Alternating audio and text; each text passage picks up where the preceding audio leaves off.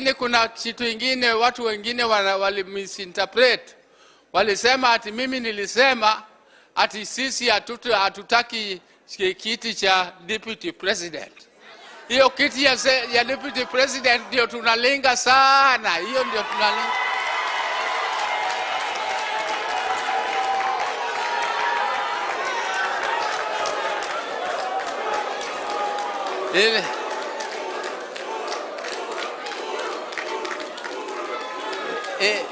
Ile kitu ambayo mimi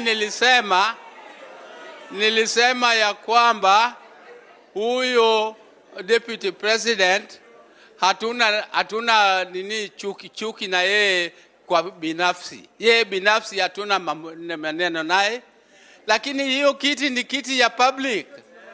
Election ikifanyika,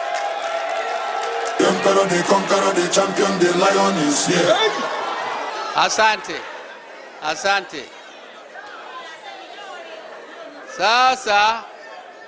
Sasa